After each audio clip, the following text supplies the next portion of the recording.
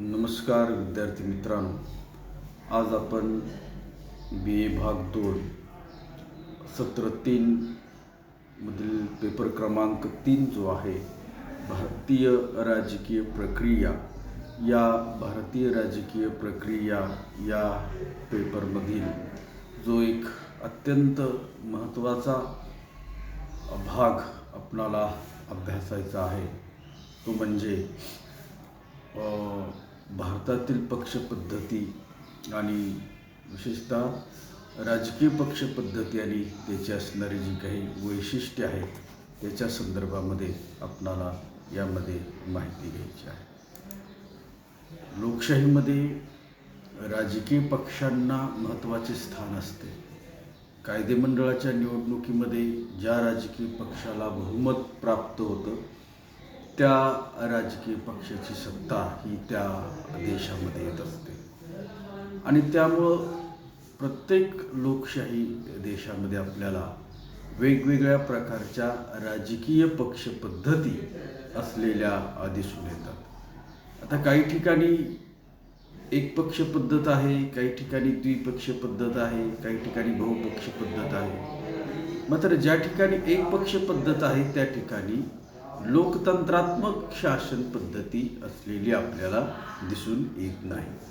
मात्र द्विपक्ष पद्धती आणि अनेक पक्ष पद्धती ज्या ज्या ठिकाणी आहेत, विशेषतः इंग्लंड, अमेरिका, भारत, फ्रान्स या देशांच्यामध्ये आपल्याला अशा पद्धतीनं बहुपक्ष पद्धती असलेली दिसून येते. आता भारताचा विचार केला तर भारतामध्ये मल्टी पार्टी सिस्टम आहे किंवा बहुपक्ष पद्धत आहे. आता आजच्या काळामध्ये जरी आपणाला ती बहुपक्ष पद्धत दिसत असली तरीसुद्धा स्वातंत्र्यानंतरच्या सुरुवातीच्या कालखंडामध्ये एकमेव भारतीय राष्ट्रीय काँग्रेस हा अत्यंत प्रभावी असा एकच पक्ष होता आणि त्यामुळं 1952 पासून ते 1977 पर्यंत हा जो सगळा कालखंड आहे हा कालखंड काँग्रेस पक्षाच्या प्रभावाचा किंवा एकपक्षीय प्रभावाचा कालखंड आपल्याला दिसून येतो. आज जरी भारतात बहुपक्ष पद्धती असली तरी सुरुवातीच्या काळामध्ये अत्यंत कमकुवत अशा प्रकारचा विरोधी पक्ष हा आपल्याला या कालखंडामध्ये असलेला दिसून येतो आणि त्यामुळं राष्ट्रीय आणि प्रादेशिक या दोन्ही पातळीवरती काँग्रेस पक्षाला सक्षम असा पर्याय हा त्या काळामध्ये निर्माण झालेला नव्हता. मात्र 1989 नंतरचा जर कालखंड आपण बघितला की जो आपण पुढेही या स्लाइडमध्ये अभ्यासणार आहोत की 1989 नंतरच्या कालखंडामध्ये हे भारताच्या लोकसभेचा आणि राजकीय जो आकृतिबंध आहे, पक्षीय आकृतिबंध, तो पूर्णपणे बदललेला आपल्याला दिसून येतो आणि मग राष्ट्रीय पातळीवरती काँग्रेसला पर्याय निर्माण झालाच, मात्र त्याचबरोबर प्रादेशिक पातळीवरती सुद्धा खूप मोठ्या प्रमाणामध्ये काँग्रेसला पर्याय निर्माण झालेले दिसून येतात आणि यामध्ये काँग्रेसचा ऱ्हास हा झालेला आहे. आता हाच जो बदललेला आकृतिबंध जो मी मगाशी याचा उल्लेख केला की 1989 नंतर भारतामध्ये खऱ्या अर्थानं पक्ष पद्धतीचं स्वरूप हे पूर्णपणे बदललेलं दिसून येतं आणि त्यामुळं 1989च्या लोकसभेपासून 2019च्या लोकसभा निवडणुकीपर्यंत हा जो कालखंड आहे 89 नंतरचा कालखंड किंवा ज्याला नवा आकृतिबंध भारताच्या राजकारणामध्ये जो पक्ष पद्धतीचा आहे त्याला म्हटलं जातं, त्याचं कारणच हे आहे की 1989 नंतर भारतामध्ये एका पक्षाचं सरकार येण्याची जी परिस्थिती सातत्यानं भारताच्या राजकीय इतिहासामध्ये आपल्याला दिसून येते त्याला तडा गेलेला आहे आणि त्यामुळे 1989 नंतर आघाडीची सरकारं ही या केंद्र पातळीवरती सुद्धा आणि राजकीय प्रादेशिक पातळीवरती सुद्धा हे राजकीय बदल आपल्याला दिसून येतात आणि त्यामुळं प्रादेशिक पक्षांचं जो प्रभाव आहे तो प्रभाव हा 89 नंतर वाढलेला आणि त्यामुळं हे दोन जे काही महत्त्वाचे राजकीय पक्ष हे भारतामध्ये दिसून येतात आणि त्यांनाही मग या प्रादेशिक पक्षांचा आधार हा सत्ता स्थापनांसाठी घ्यावा लागला आणि त्यातून मग भारतामध्ये गेल्या 20 वर्षाचा जर कालखंड आपण तपासला तर आपल्याला दोन महत्त्वाच्या आघाडी स्वरूप दिसून येतं. ते म्हणजे राष्ट्रीय लोकशाही आघाडी, ज्याला रालोआ म्हटलं जातं, जी भाजपच्या नेतृत्वाखाली आहे, आणि दुसरी संयुक्त पुरोगामी आघाडी, जी UPA म्हणून संबोधलं जातं, ती काँग्रेसच्या नेतृत्वाखाली असलेली आपल्याला दिसून येते. तर या प्रादेशिक पक्षांना आघाडीमध्ये घेऊन सत्ता स्थापनेचा प्रयत्न हा मोठ्या प्रमाणामध्ये आता भारतामध्ये प्रादेशिक पातळीवरती आणि राष्ट्रीय पातळीवरती दिसून येतो. की महाराष्ट्राचं 1995चं जर उदाहरण घेतलं, 89 नंतरचाच हा कालखंड आहे, तर महाराष्ट्रामध्ये सुद्धा भाजप शिवसेनेचे युतीचं सरकार आलं. त्यानंतरच्या कालखंडामध्ये काँग्रेस राष्ट्रवादी आघाडीचं सरकार आलं. त्यानंतरच्या कालखंडामध्ये 3 पक्षांची आघाडी झाली, किंवा सध्याचं महाराष्ट्रामधलं असणारं जे सरकार आहे. तर हा जो सगळा क्रम जर आपण अभ्यासला, तर गेल्या 30 वर्षामध्ये खूप मोठ्या प्रमाणामध्ये प्रादेशिक पक्षांची संख्या जी आहे ती संख्या वाढलेली आपल्याला दिसून येते. आणि यामध्ये वेगवेगळ्या वेगवेगळ्या आघाड्या, वेगवेगळ्या असणारे नेते आणि त्यांच्या नेतृत्वाखाली आलेल्या ज्या काही वेगवेगळ्या संघटना किंवा लहान मोठे जे पक्ष आहेत ते आपल्याला दिसून येतात. आणि त्यामुळे 1989चा जो उदाहरण तुम्हाला सांगितलं, की सुरुवातीला 89मध्ये भारतातलं पहिलं महत्त्वाचं जे आघाडीचं सरकार आहे ते आलं, आणि त्यांचा पक्ष हा तो जनता दल हा पक्ष होता. आणि याच्यामध्ये जवळपास 23 राजकीय पक्ष सामील झालेले आपल्याला दिसून येतात. आता या स्लाईडवरती एक चार्ट आहे, आणि मग आत्तापर्यंतची झालेली आघाडीची सरकार आणि त्याच्यामध्ये वेगवेगळ्या असणाऱ्या प्रादेशिक पक्षांचा जो उल्लेख एका बाजूला संख्या या शेवटच्या कॉलममध्ये दिसून येतोय. सुरुवातीला वर्ष घेतलेलं आहे, नंतर पंतप्रधान, त्यानंतर त्यांचा पक्ष, आणि लोकसभेतले किती पक्ष त्या आघाडीमध्ये सहभागी आहेत किंवा त्या युतीमध्ये सहभागी आहेत, याचा एक थोडासा आढावा हा आपण 2014पर्यंतच्या याच्यामध्ये घेतलेला आहे. आणि मग VP Singh, PV Narasimha Rao, HD Deve Gowda, Indrakumar Gujral, Atal Bihari Vajpayee, doctor Manmohan Singh, Narendra Modi, या सगळ्या पंतप्रधानांनी कमी अधिक प्रमाणामध्ये प्रादेशिक पक्षांचा आधार घेऊन आघाडी करून सत्ता मिळवलेली आहे. 2014ची निवडणूक याला थोडासा जरी अपवाद ठरत असला तरी सुद्धा याच्यामध्ये भारतीय जनता पक्षाला जरी सत्ता किंवा बहुमत स्पष्ट मिळालेलं असलं तरीही भारतीय जनता पक्षांनी सुद्धा या 2014च्या निवडणुकीमध्ये सुद्धा आपल्या प्रादेशिक मित्रांना अंतर दिलेलं आपल्याला दिसून येत नाही.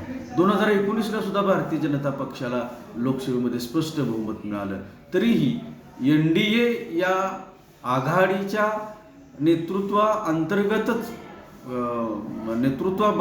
भाजपच्या नेतृत्वामध्येच NDA म्हणून सत्तेवरती असलेले आपल्याला दिसून येते. तर अशा पद्धतीनं हा गेल्या 20 वर्षातला जो कालखंड आहे तो जर आपण बघितला तर त्यामध्ये मोठ्या प्रमाणामध्ये बदल झालेले आपल्याला दिसून येतात. आता भारताची जी पक्षपद्धती आहे, या पक्षपद्धतीमध्ये त्याची प्रमुख वैशिष्ट्ये आपल्याला थोडीशी बघावी लागतात. सुरुवातीला आपण पाहिलं की भारतामध्ये बहुपक्षीय पद्धत आहे, आणि त्यामध्ये काही राष्ट्रीय पक्ष आहेत, खूप मोठ्या संख्येनं प्रादेशिक पक्ष झालेले आहेत, काही लोकल किंवा स्थानिक पक्षसुद्धा आपल्याला दिसून येतात. वेगवेगळ्या राज्यांमध्ये वेगवेगळ्या राज्यांच्या प्रश्नावरून किंवा घटक राज्याच्या अस्मितेच्या मुद्द्यांवरून प्रादेशिक पक्षांची निर्मितीसुद्धा आपल्याला झालेली दिसून येते. मात्र भारतामध्ये बहुपक्ष पद्धती आहे, आणि त्यामुळे पक्षांची संख्या ही 1989 नंतरच्या कालखंडामध्ये अधिक प्रमाणामध्ये आपल्याला वाढलेली दिसून येते.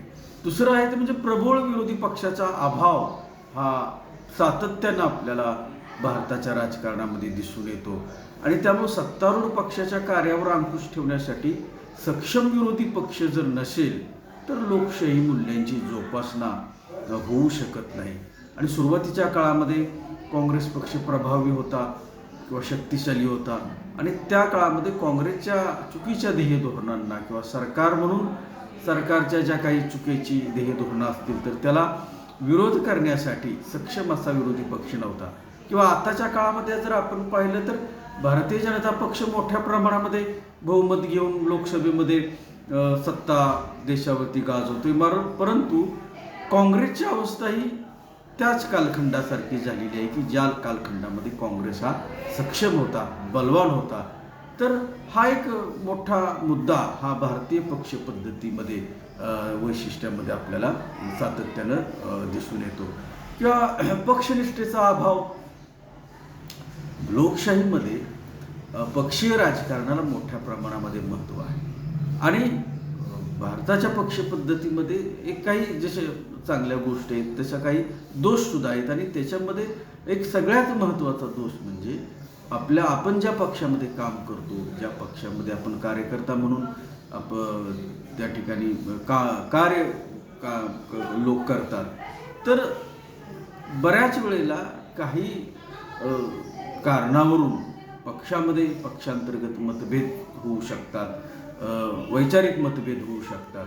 आणि मग अशा वेळेला बऱ्याच वेळेला काही लोक पक्षांतर करतात किंवा दुसऱ्या पक्षामध्ये जातात. अलीकडच्या काही कालखंडामध्ये जर आपण भारताच्या राजकीय इतिहासामध्ये वरती दृष्टिक्षेप टाकला तर आपल्याला दिसून येईल की अनेक आमदार, खासदार, मंत्री हे सत्ता किंवा संपत्ती याच्या आमिषामुळं किंवा दबावामुळं वेगवेगळ्या पक्षामध्ये जातात. आता 1985ला 52वी घटना दुरुस्ती होऊन पक्षांतर बंदी विधेयक संमत करण्यात आलेलं होतं. मात्र तरीही कायद्यामधल्या अधिकच्या पळवाटा काढून त्यामध्ये खूप मोठ्या प्रमाणामध्ये पक्षांतर होत असताना आपल्याला दिसून येते. आणि यामुळं पक्षहिताला दुसरं ज्याला पक्षनिष्ठा जी आहे ती पक्षनिष्ठा आपल्याला आपल्या पक्षपद्धतीमध्ये दिसून येत नाही. आणि त्यामुळं निष्ठा असेल तर मग शिस्त मनामध्ये किंवा व्यक्तीमध्ये दिसून येते. त्यामुळं पक्षशिस्त आणि पक्षाची जी एक ऑर्गनायझेशन आहे किंवा संघटनात्मक बांधणी ज्याला म्हटलं जातं, पक्षाचा संपूर्ण कार्याचा जो डोलारा आहे हा कार्यकर्त्यांच्यावरती असतो. आणि त्यामुळं कार्यकर्ते किती निष्ठावंत आहेत, पक्षाच्या धोरणाशी, पक्षाच्या असणाऱ्या विचारांशी किती एकनिष्ठ आहेत, त्यावर त्या पक्षाचं यश अपयश अवलंबून असते. आणि त्यामुळं खूप मोठ्या प्रमाणामध्ये विभूतीपूजा किंवा व्यक्तिपूजा किंवा व्यक्तीच्या प्रभावामुळे निर्माण झालेले पक्ष आहेत.